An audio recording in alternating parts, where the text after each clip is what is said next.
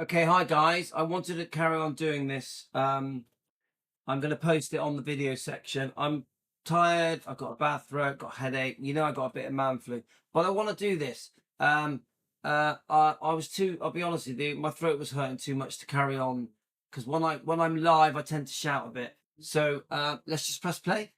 Let's do this, guys. I'm only probably going to do half of it. Okay. Let me just make sure we're recording. Yeah, we are.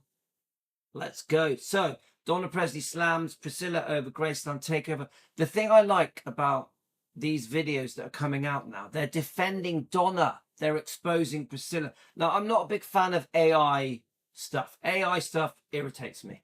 Okay? But this is, I think they've obviously been watching us. This is the YouTube channel is called Timeless Tributes. I think they've been watching us, guys. I think they've been watching us. Let's try and play the first half. They defend Donna. They expose Priscilla. That's good to me. They're so close to the truth as well. So I'm really interested to know where they get their information. But I love the fact that people are starting to understand now that Donna Presley is Elvis's real first cousin. And she's fed up with the Presleys being cast to one side in the last 40 odd years by Priscilla. And she's fed up with Priscilla running around trashing Elvis and Lisa in this new book. She's doing it all over again. She originally trashed him in this book. And she's doing it all again in this fake Elvis book. A book of lies. Just an opinion for entertainment purposes. This whole show is just an opinion sharing discussion YouTube channel, not fact. Let's play it. Priscilla in, the family out. Many times I've been asked about this situation with Graceland and how it evolved and what it is today. When Donna Presley says that Priscilla orchestrated a hostile takeover of Graceland while the actual Presley family was systematically pushed out, she's not speaking in metaphors. She's not being dramatic. She's describing exactly what happened. A calculated seizure of power that nobody talks about because the woman who pulled it off spent 50 years making sure her version of the story was the only one anyone ever heard. It's exactly what's happened. Yeah. Priscilla, her version is really simple. It's just me, Elvis, and Lisa. Me, Elvis, and Lisa. Nothing else happened. Oh, by the way, it went wrong because Elvis was unfaithful and took drugs. That is her story.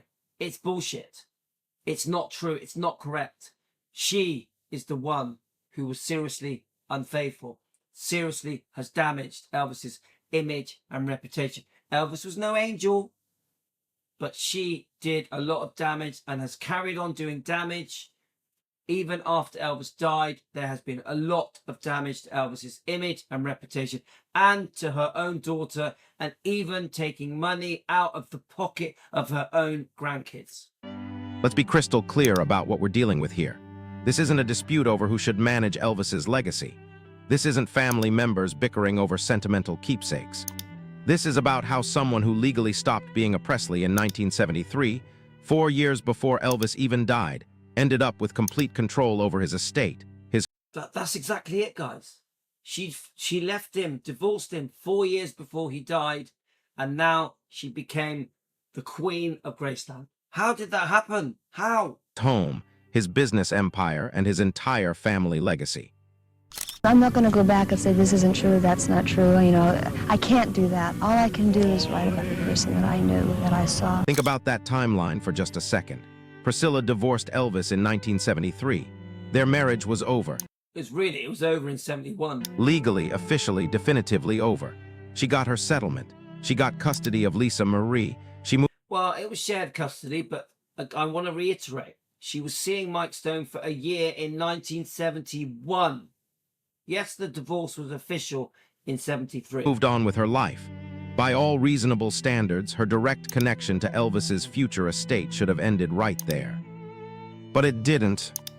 Because when Elvis died in 1977, Priscilla somehow positioned herself not as the ex-wife, not as the mother of his daughter, but as the key executor and decision-maker for everything Elvis left behind. That's true. And don't forget, she acted as if she was still married to him when he died. She acted like a widow, which she was never a widow. She had other boyfriends. She was living with another man. And the question nobody asked loudly enough at the time was, how did that happen? Donna Presley has an answer, and it's not the fairy tale about a devoted ex-wife stepping up to save a crumbling estate.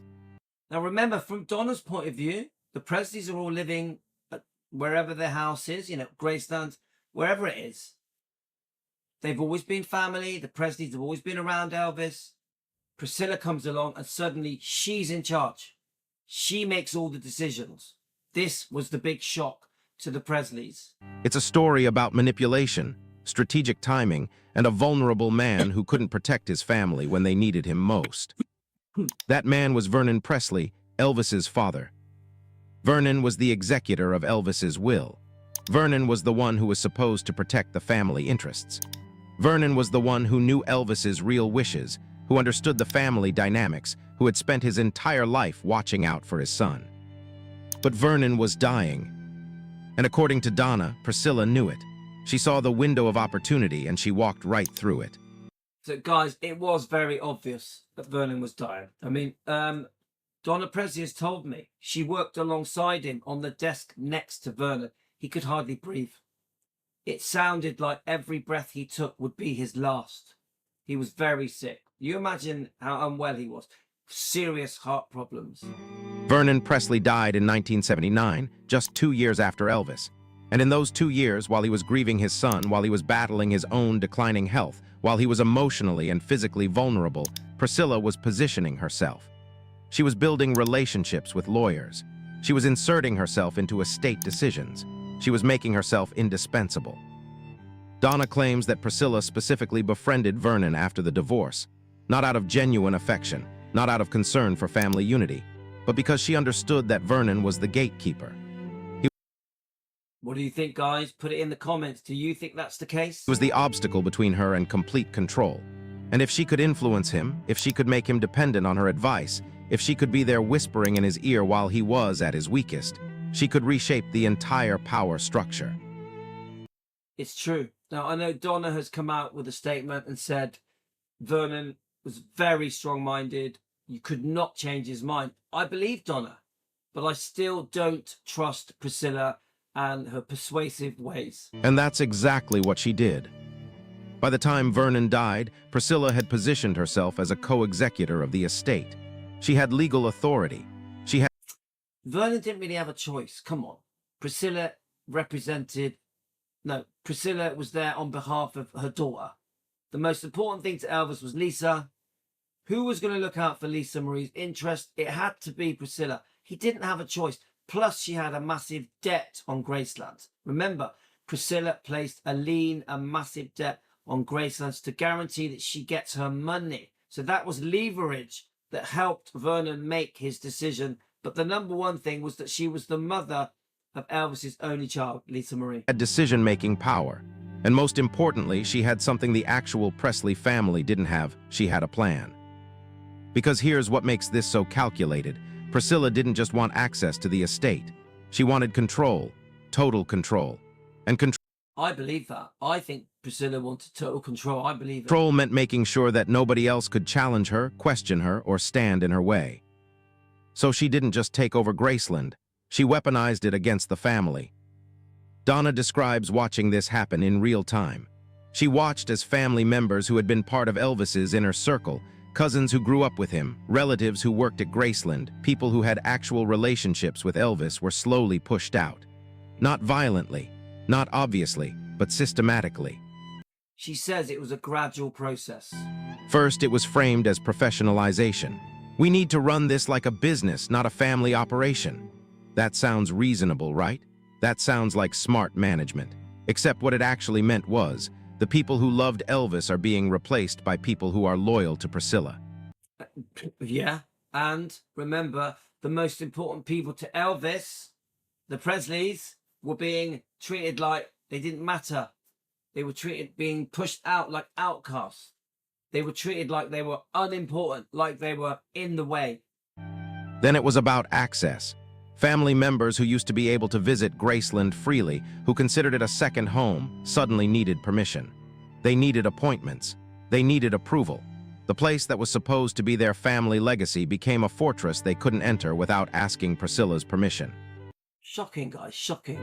And then it was about money. Because once you control access and you control operations, you control the profits. And Graceland became incredibly profitable. We're talking millions upon millions of dollars flowing through that estate every single year. But who benefited?